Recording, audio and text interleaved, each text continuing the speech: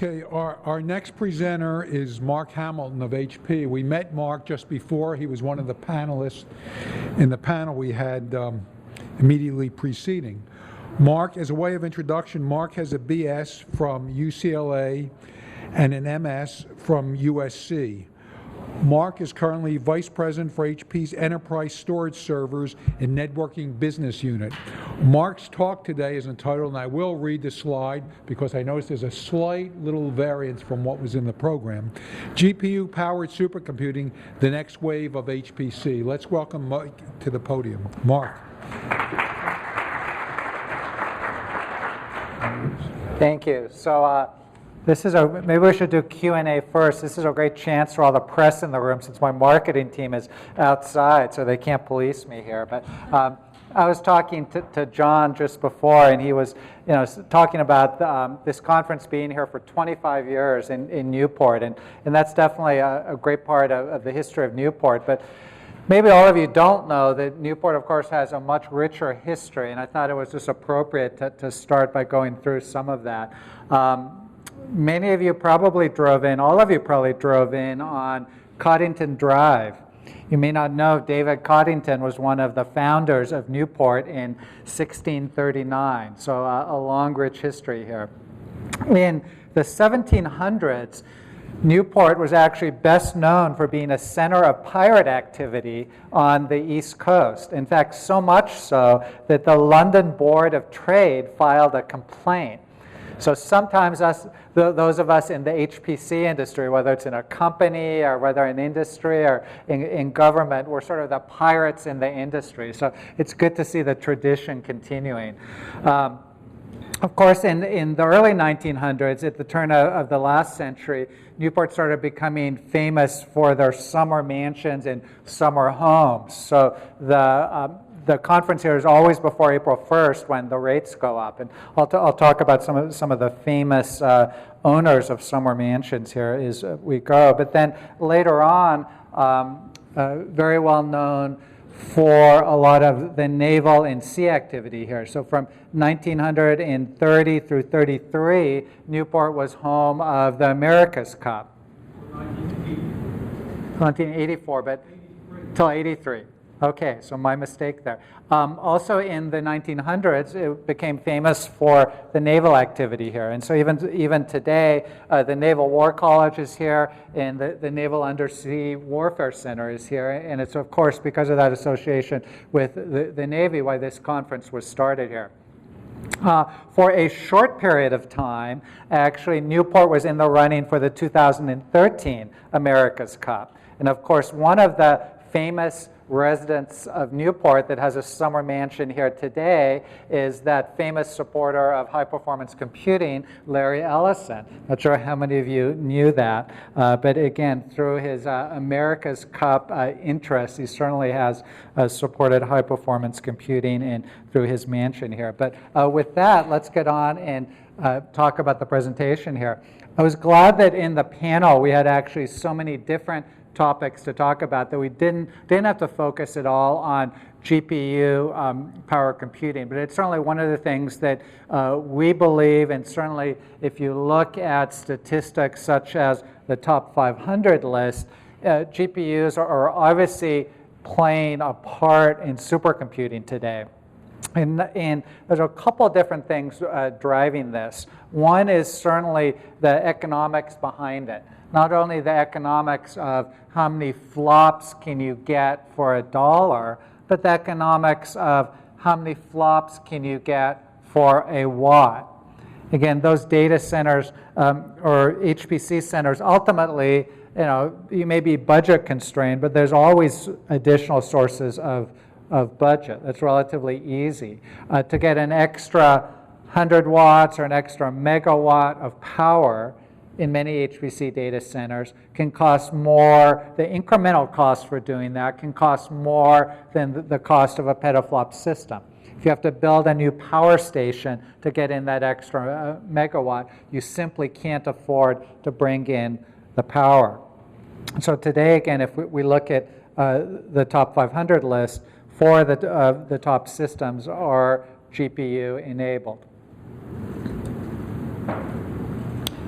But again, it's more than just the pure price performance. And again, one of the challenges that our customer Tokyo Tech had when they were building the Tsubame 2.0 system was their power usage. Ultimately, the system at peak performance ended up using about 1.4 megawatts of power, which was the limit of the power that they had in the building. However, it peaked peak usage times during the summer, and I certainly haven't talked to them over the last couple of weeks since the earthquake, but one could imagine that today they're not running at peak performance or peak power usage. That ability to throttle back the power usage of the system was very, very important. In normal times, in the summer in Tokyo, they needed to contain their power to within a megawatt of power to be able to power all the air conditioning and other critical systems on campus. So again, it's very interesting to note that while it was number 4 on the top 500 list, the Tsubame 2.0 system was number 1 on the green 500 list as far as production supercomputers in the world. I believe there were 1 or 2 experimental systems that on an absolute scale were higher than it, but it was the greenest production supercomputer in the world. And again, whether you're China or Japan trying to compete on a national level, whether you're Boeing that's trying to design airplanes and compete on a commercial level, or whether you're a small business that's maybe spending not even $500,000, but buying a single workstation or a single laptop with a GPU in it for several thousands of dollars, that performance per watt becomes more and more of an interesting metric that drives people. It's interesting, the little comment on before on we actually have exascale today if you add up all of the laptops and systems in the room. Well, right now my laptop's actually charging, so it's using 44 watts, as my little power assistant tells me, but I'll go ahead and unplug it. And a typical laptop that it's idle, right, is only using 10, 15 watts of power, right? So that's part of the challenge, right? There may be, a few, there are many, many flops in this, the capability to run many, many flops on your laptops or your cell phone, but if you were running at your cell phone at 1 gigahertz right now, you certainly wouldn't have it in your pocket for too long because it'd become too hot. So again, the mechanics just behind the power in cooling. It's actually interesting that the GPUs are actually driving many of the advances in power management because of the power density. At an average thermal envelope for a CPU is about 100 watts, give or take. If you go off and buy an Intel or an AMD CPU, you go off and buy an NVIDIA or an AMD GPU, they're running typically over 200 watts at peak power. So a lot of the engineering that goes into one of those systems is around the power and cooling at the system level. The wonderful thing about build slides, when you go in and out of power mode, is out of presentation mode, you need to do it. So again, it's not just NVIDIA, and someone noted that NVIDIA is not actually present here, and so next year we'll have to try to jointly recruit NVIDIA to come in and talk, but I'll do my best to try to represent the different GPU and other accelerator vendors. But if you look at the megaflops per watt, it's all of the leaders in this space are driven by some sort of acceleration type of technology. Now, a lot of people say, and I hear this, I actually heard a colleague in the industry say, well, that's nice that you built a GPU system, or someone built a GPU system, but those aren't real flops, right? They're not manly flops, right? Well, what defines real flops, right? Again, it's certainly not just LINPACK, but again, here's some examples of a number of different codes scaling on GPUs. Now, the reality of it is yes, these are codes that people have spent the time to optimize to run on GPUs. And the challenge I think that we have is that if you look at the industry, right, and if you look at the average, HPC data center and say, over how many years was the code that you're running on your supercomputer today was written?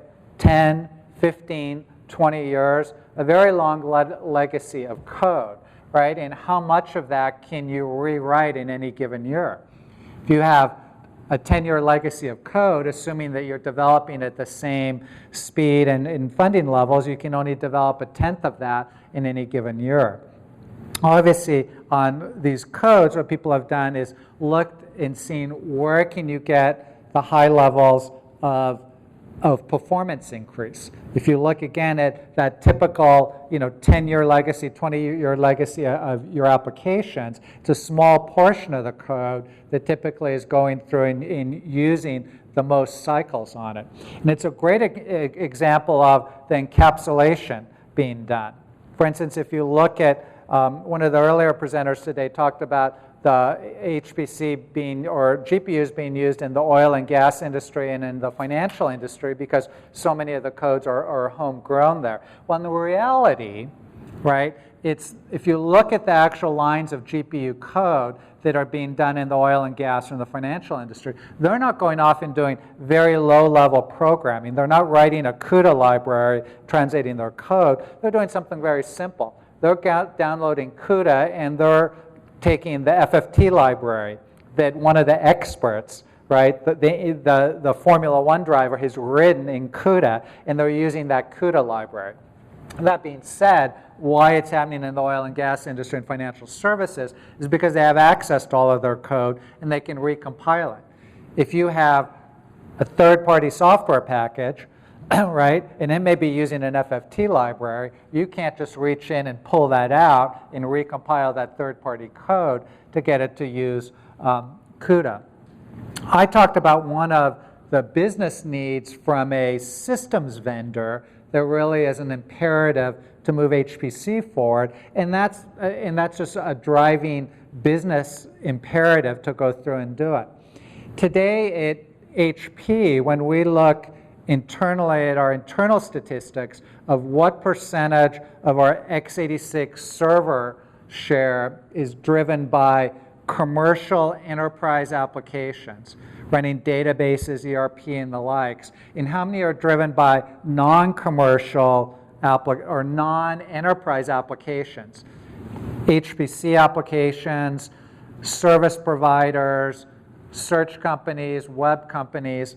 Less than 50% of our business in the x86 server market today is driven by traditional enterprise workloads, and over 50% is driven by HPC, OEM, telco, and different levels of service providers. So we absolutely at HP have a business imperative to be successful in the HPC industry, and that's, again, one of the faster growing parts of our business. The commercial enterprise business is not growing as fast. Why?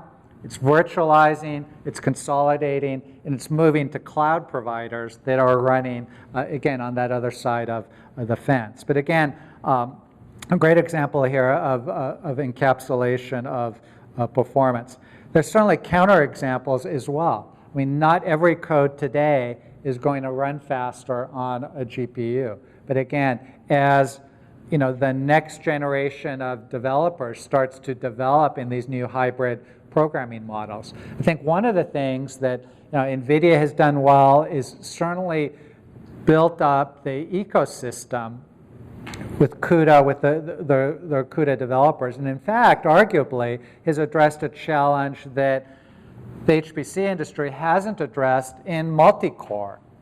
Right? If you look at today's 6, 8, 12-way multi-core x86 chips, arguably many of the HPC codes don't take advantage of those chips.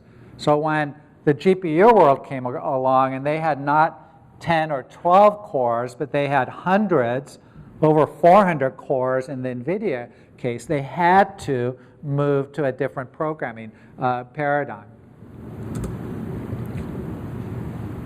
Here's some other statistics on LAMMPS scalability. And again, a lot of codes, and some of the previous examples showed code scaling on a single GPU. That's actually typically the first level of maturity in porting to GPUs is getting it to scale on one GPU. And again, that's relatively easy. Why? Because the programmer sitting in front of their Mac laptop or their PC, right, probably has one GPU that they're using. As you move to a cluster and try to get those GPU codes to scale across the cluster, you'll run into other bottlenecks, right?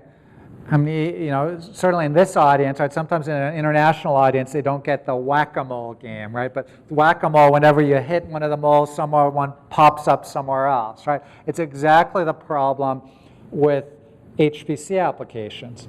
Putting a GPU in your server is like taking that Ferrari engine and hooking it up to your horseless carriage, right? It's still not gonna, it's not gonna go very fast because the rest of the infrastructure isn't there.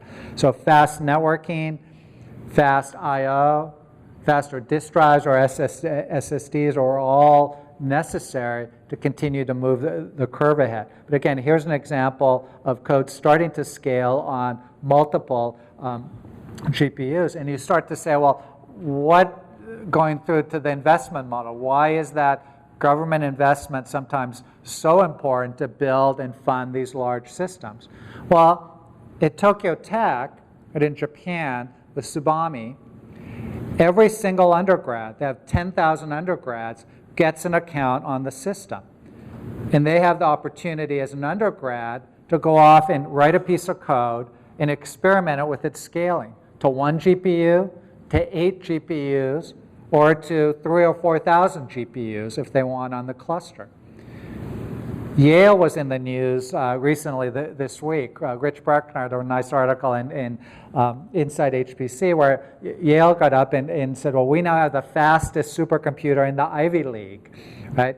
I love competition. We talked about competition in the Ivy League, right? Very well known about competition in sports, competition in academics.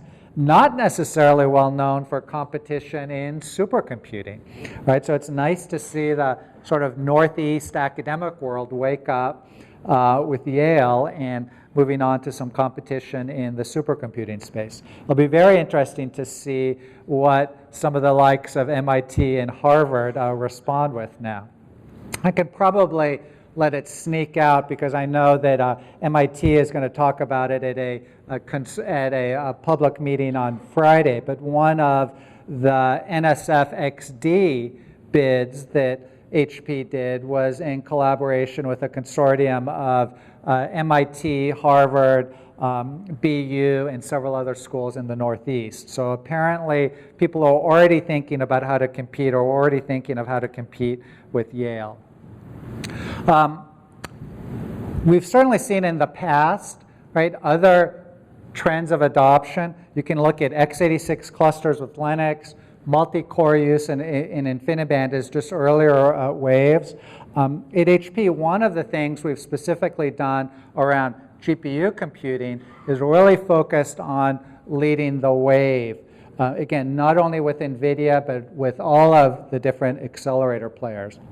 But certainly with the SL390, which was our product that was used for the Tokyo Tech system, one of the big differences in strategy really at HP from even a year ago was changing from just building enterprise servers that are designed for the enterprise and deploying them in an HPC setting, perhaps with an InfiniBand switch or a Lustre storage system, and really building purpose-built servers from the ground up for high-performance computing. But some very different takes. Historically, when you talked about purpose-built computing, that meant proprietary interconnects. That you'd go off and design a special purpose CPU, you'd go off and design a proprietary interconnect. And why did you do that? Well, again, because you had to, right? If you go back and look before a few years ago, and you looked at the top 10 of the top 500 list, there were no x86-based systems on there. There were no InfiniBand, based systems on there. And as recently as 4 or 5 years ago, probably the TAC Ranger system that came on the top 10 list in 2008 was the first system, one of the first systems to be on the top 10 list with x86 processor, InfiniBand interconnect, and an open file system. So at HP, our strategy is to follow those industry standard technologies, but to purpose build a product for that market. So again, with the SL390, we integrated in the GPUs into the box. We integrated InfiniBand and 10 gig interconnect into the box. And we integrated the full range of Intel's x86 processors, including their fastest 130 watt parts. Again, sometimes the high frequency trading market isn't the most interesting technology part of HPC, but they're certainly the ones that will pay the largest premium, right, to get that extra 5 or 10% of performance. And those 130 watt Intel processors was certainly important to them. So in all of these areas in the past, HP has certainly led, but I think what we're doing today with purpose-built servers for the HPC space is probably just an extension of what we've done in the past. GPUs, though, aren't new. They're new on the top 500 list. But if you look, it's been 10 years, right, that the ecosystem has been built.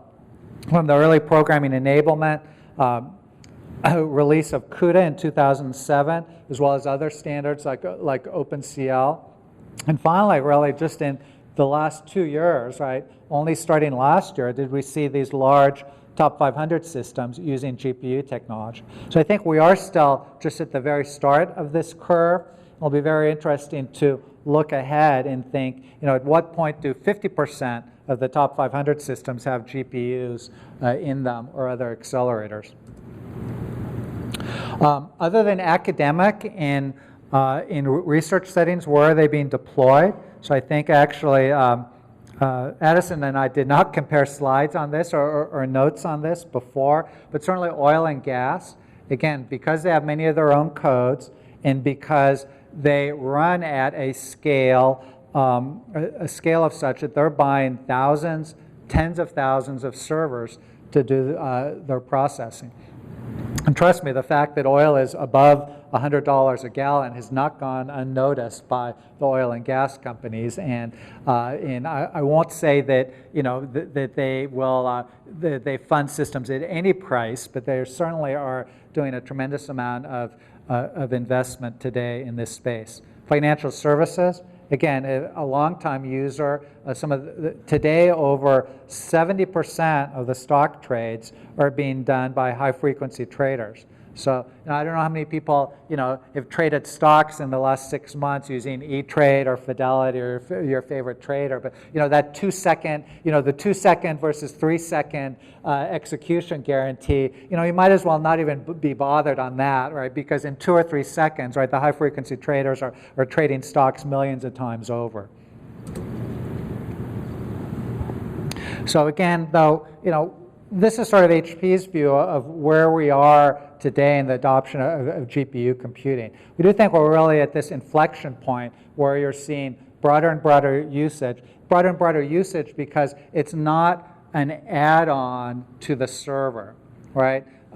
Edison did show a number of different servers or clusters in their survey that were home built or custom built, right? People are no longer going off and only deploying GPUs with custom built servers, right? And slapping on a GPU in an external box. They're buying integrated systems from HP and others. And as we see broader use in science, ultimately that use will translate into commercial use. Because again, where are the developers that are developing code for all the commercial markets, right?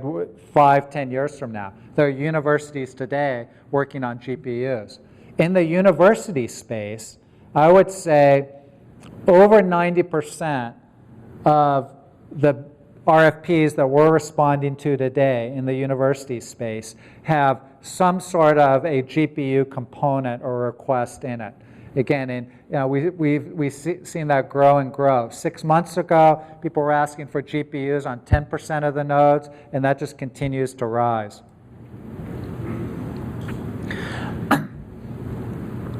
Again, I would say that in the software ecosystem, we're still very early days, but even so, if you look at many of the common tools that are out there and used today by your developers, the Linea, TotalView, AMD performance libraries, others are actually enabled, optimized today for GPU environments.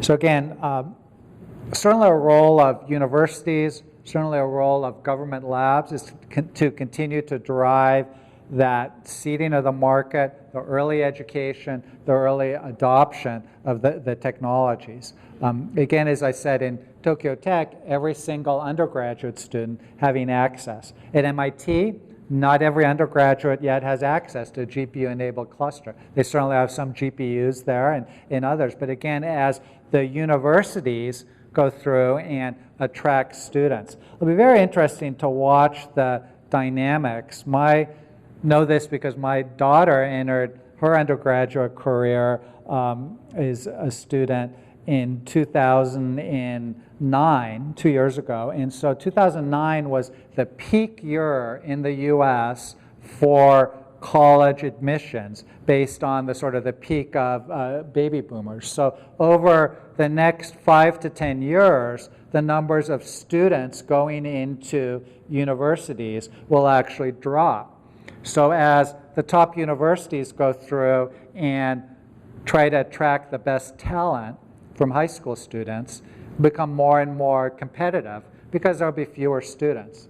Now, that being said, if some of the states are successful in the cutbacks of their state university systems, maybe there'll be less competition for students because there'll be less spots. But again, hopefully some of that short-sighted thinking that's going on right now in many states in their educational systems is actually does not end up being a long-term trend. So I thought I'd share just a little bit on the Tokyo Tech system. Again, this is not just a sort of GPU toy that they put together. This is their third generation accelerated system. It's their second large-scale system with NVIDIA that they've built. It's interesting on the file system space. Again, a large Lustre file system, a home file system. I believe BlueArc, I'll give them credit, was actually a part of the solution here for some of the home file systems. A large dual rail Voltaire, I guess we all need to say Mellanox now, system. But again, think of the world of InfiniBand, right? Where would we be if we only used HPC technologies that were invented in the US, right? Well, I mean, today we do have a US vendor, QLogic, of InfiniBand, but for certainly many, many years was just coming out of Israeli companies and still pretty much dominated today by them. But again, 1,440 of the SL390 compute nodes, and then a smaller number of larger four-socket compute nodes.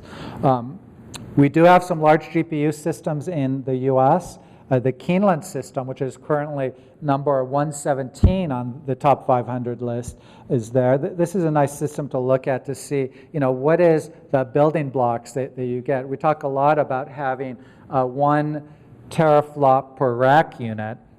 And again, here's how we sort of build that up, starting with an Intel CPU, adding the NVIDIA M2070 GPU, adding 3 of them actually to a server, and 4 of the servers in 4 rack units, building up to a rack and then to the entire system. What's interesting is that this system went from its initial delivery to fully installed, and by fully installed I mean up and running LINPACK for a top 500 test in 4 days, right? And I don't know how many people have ever installed a 100 or 200 gigaflop cluster, 200 teraflop cluster, but most of them take longer than 4 days to install. So again, this is because a lot of the installation work was actually done at the HP factory. We actually, through our factory integration center, we build the entire cluster, not just the servers, not just the racks, do all the integration testing, actually run LINPACK and our full cluster test suite in the factory before we actually ever ship it to a customer. Again, HP was very early in adopting GPUs. So while the SL390 is purpose-built for GPU computing, we actually have 14 different models that are integrated or enabled with GPUs, as well as on the software side, the HP cluster management utility, having the ability to not only load the right drivers for the GPUs, but actually monitor and manage the performance and the power usage of the GPUs.